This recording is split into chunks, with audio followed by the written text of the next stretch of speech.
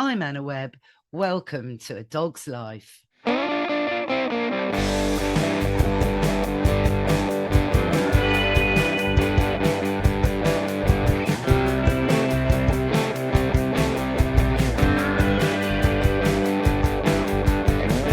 Mr. Binks, you know that it's the Oscars tonight, and it's such a shame that the Oscars don't credit dogs that star in many of those films. That's why we're jumping on Zoom now to talk to cinema journalist Toby Rose about his upcoming FIDOs, 4 incredible dogs on screen.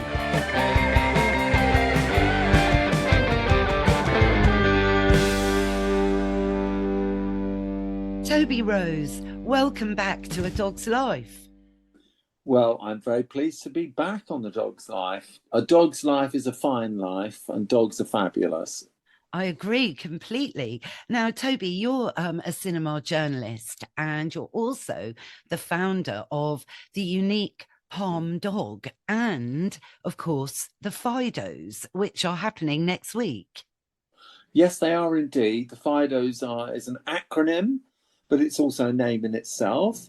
And the acronym stands for Four Incredible Dogs on Screen. And I have to say that the last 12 months have seen some incredible dogs on screen. I have to be honest.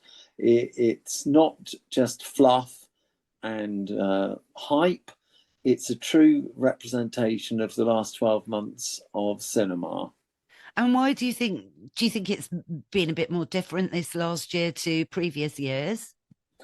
Well, I think it's just a building sense of the crucial nature of dogs in our general lives, and then that will filter through onto the big screen when people realise that that dogs do play a key role and a key part in day-to-day human existence, and unsurprisingly, they've been popping up quite significantly on the big screen. Oh, this does sound awfully exciting, actually. Because actually today, I think it is, isn't it? It's the human Oscars today. Well, it is the 12th is the Oscars, which is for humanoids only, but has in the recent past been brought to attention of the organisers that it should consider maybe allowing animals in, notably dogs, in the forefront. But we mustn't forget that this year, just as a footnote to this about dogs on film, we have seen lots of fabulous cats, and we've also seen, notably in a film called Banshees of Inisherin, and we've also seen it in a film called EO, donkeys. So what can I say? Four-leggeds, move over two-leggeds is what I'm really sensing.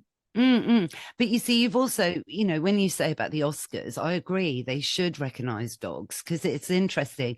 Rin Tin Tin, arguably the most famous film star dog that ever lived. He earned more than Greta Garbo in his career, and he saved Warner Brothers from bankruptcy. When one of his films, and everyone was campaigning for him to get an Oscar, and he didn't get one. The most famous dog ever. And when he passed, there was radio silence for a whole minute silence for Rin Tin Tin globally. It was a long time ago this happened, but amazing. And they still haven't given in. So that would have been in about 1930, and the Oscars are still not dog friendly. And quite so.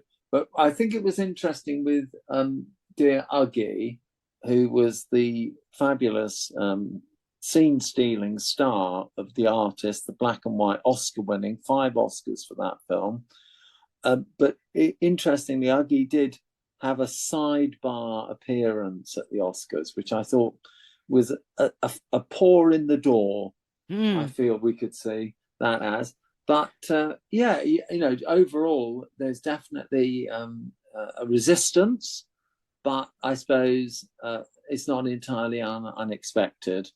No. So it's all the better, I say, that you know have got the Fidos, which are really a kind of a, how would you describe it? Like a, you know, a teaser before you get to Cannes in a couple of months. Well, I would say it's a sister ceremony. You're quite right. To the Palm Dog. Palm Dog came first, and then the Fidos came into existence. And it's been quite a fabulous thing, but it does offer the chance for films throughout the year. But also, interestingly, I think, mainly because I created it and organise it, so I probably would think this, but it does give a chance to go into the different categories, and it has a much wider range because it's the films released over the year. And going into the categories, we have Historical Hound, we have Comedy Canine. So there's, you know, that's just a couple of them.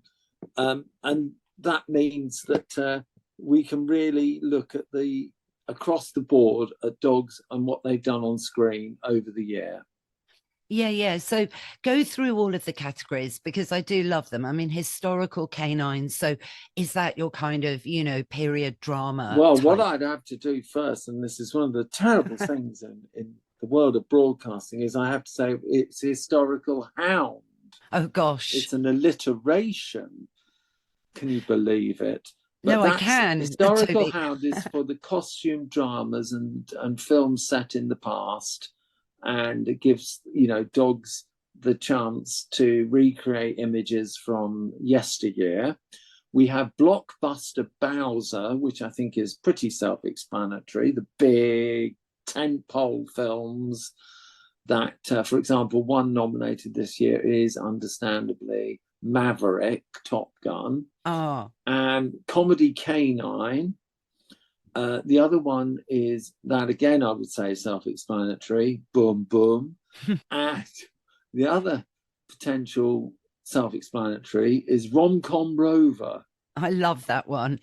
And the final little slot, by the way, is Mutt Moment. And that's a very interesting one because we created that a bit after the others, because we realized that there is just some moments that just jump off the screen that are indefinable but very significantly doggy, where a dog does something crazy in the middle of or scene stealing. I mean, as a very good example, in Men in Black 2, in the squad car, there's Will Smith, shame on him, and his co-buddy policeman who turns into a pug and starts singing I Will Survive. And that is definitely an example of a Mutt moment. Yeah. What about in that Tarantino film with Brad Pitt and Leonardo DiCaprio? Do you remember? And there was the amazing big pit bull that actually was trained, I think, wasn't it right, Toby, by the same person who trained Uggy? Well, yes, that dog was called Sejuri and played the role of Brandy, the sidekick to Brad Pitt. No, no shabby role for him then to be alongside the fabulousness of Brad. And as you quite rightly say, Omar von Muller was the person that trained the fabulous Uggy, who went on to be so super successful in The Artist, and of course won a Palm Dog. And Omar was also called in to do the final fight scene, which, as we know, was a fairly gruesome affair. It And to was. actually wrangle that scene using a big American pit bull or two was no mean feat, especially, I'm sure, with actors who were, quite understandably, I'm sure, would have been a little bit wary and maybe frightened by all the gnashing of teeth.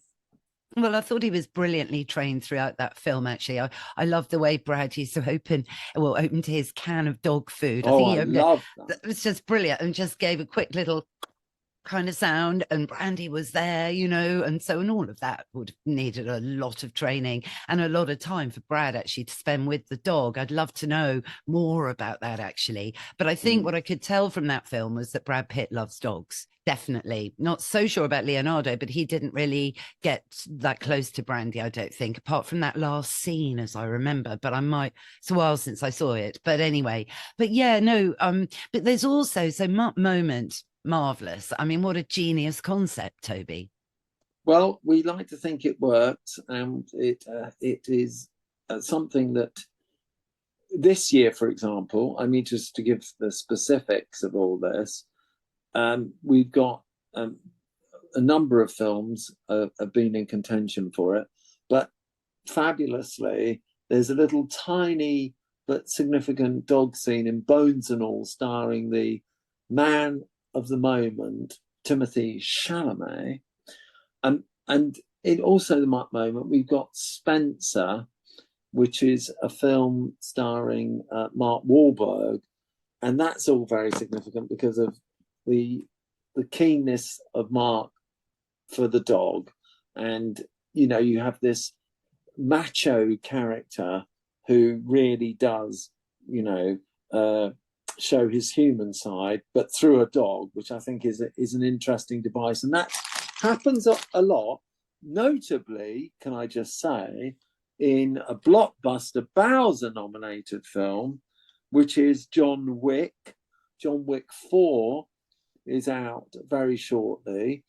But as we all may or may not know, but the John Wick franchise with Keanu Reeves in the lead stars when, of course, his poor dog is targeted by the baddies.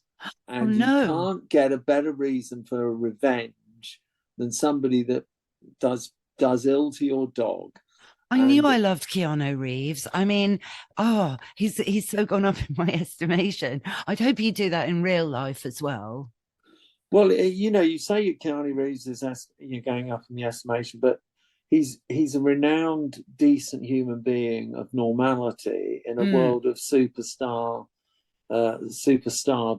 craziness, and was only recently, I saw in the papers, he wandered into a pub on his own in somewhere like Northamptonshire, and was quite happy to pose up with the barman and the waitress and so on. And everyone was just saying, I can't believe this. There's Keanu Reeves in our pub. Amazing. And so, so you're right to say that Keanu Reeves is somebody who should be held in high estimation. Yes, and my cat Gremlin actually has just joined us for this airing. You may hear a bit of purring now, just to add a little bit of contrast and authenticity, Toby. But I'm pleased. And going back to my earlier point about cats coming in from the cold in the award season with some standout performances this year. Boom, boom.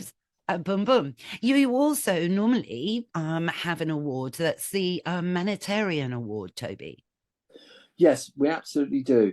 And last year we gave this to a fabulous winner, very deserving, and it was for a studio called Arch Model Studio, and they create the fabulous animations for notably Isle of Dogs, but the fabulous Mr. Fox, and they will be doing some further Wes Anderson stuff. But that was what they had created specially was a passion project called Save Ralph, which was an animated stop animation film short about vivisection, about animals in the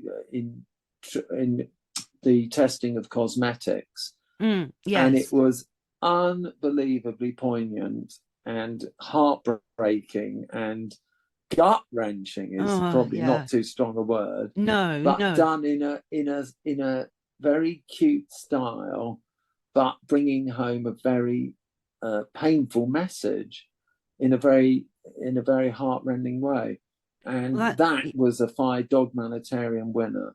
This year, we are aiming to bring to the fore the fabulous works of Turkish Airlines, which was, to my surprise, they were fully involved in something that I would have been aware if you'd asked that it would have taken place, but to know on what scale was quite breathtaking. But that there were sniffer dogs for the earthquakes in Turkey and Syria that came in from all over the world, but notably, you know, from the near Europe, of Denmark, Poland, Hungary, and all these places sent in the sniffer dogs. And Turkish Airlines have taken it upon themselves to send them back via their but in the cabin, not in the hold, which is rather wonderful. And notably, a couple of sniffer dogs. I'm saying this, and correct me if I'm wrong, or somebody listening, but if my memory serves me, they were flown back to Mexico. Can you ever believe it? And in fabulous first class. So quite right. First class. And I say, well done Turkish Airlines. Do you know what, Toby? You know, the sniffer dogs, terrible Turkish earthquake. I mean, how devastating. They've been miraculous as ever, you know, reminding me of all the 9/11 dogs. And I just think Turkish Airlines have just really gone up in my estimation hugely. And so they should be flying first class. And it's in situations like that you realize how helpless humans are. You know, without dogs, we'd be nowhere. You know, there was Dave was a dog that went out with the London Fire Brigade actually to Turkey, and they literally had just arrived. This was on the 10 o'clock news, and I sat up and I just thought, oh gosh, and I burst into tears. Dave was supposed to have half a day of recceing, you know, so they could work out the lay of the land. No sooner had Dave, after a long journey from London, you know, all the way, got out of the vehicle, and he was on it like a car bonnet, and he saved a young toddler and a 60-year-old woman. They weren't even working yet. He just pulled his handler over, and these people were bless. Yeah, straight off the mark. Bravo to the Bowser. I know. So what a super humanitarian award, you know, in these crazy times we live. Yeah. Well, we think it's definitely of the moment. And when I saw all the awfulness going on, that was, you know, the first feeling is for all the people and the living creatures all decimated by that natural catastrophe. And then, of course, you see other, you know, people coming to help, and they're the people that really deserve praise and rewards. Yeah, no, totally. So the FIDOS, amazing, 4 incredible dogs on screen, and that's taking place, isn't it, in London next week? It's the Sunday, 10:30 in the morning. It'll take place at the Chiswick Cinema on Chiswick High Road, which is near to the Gunnersbury Park, near to Syon Park, near to plenty of lovely walking spaces. It already does dog-friendly screenings, and we will be there to give prizes to some of the fabulous dogs that have been on those dog-friendly screenings. So it's all a good thing.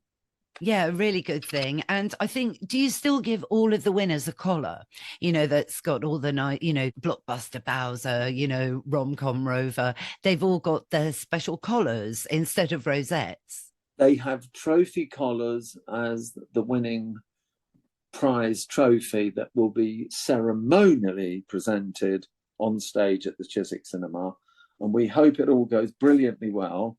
We don't want to tempt fate, but we hope we get a good turnout, and we hope that the dogs are happy that they've been rewarded. Well, I'm sure they are, because energy travels, and then I guess, Toby, your next big thing will be zooming off to Cannes. You lucky thing, you haven't got a spare seat, have you, anywhere that I could Well, there's maybe? definitely a spare seat at the ceremony, but you'd have to find the seat with the magic seat to fly you out there, I suppose. Yes, But yes. obviously, it would be the most wonderful podcast. Yes, it would. It would indeed. Well, gosh, well, we need to talk to somebody about this. You talk to your people, I'll talk to my people. We And will. I could just imagine, with a nice apparel spritz on the main promenade.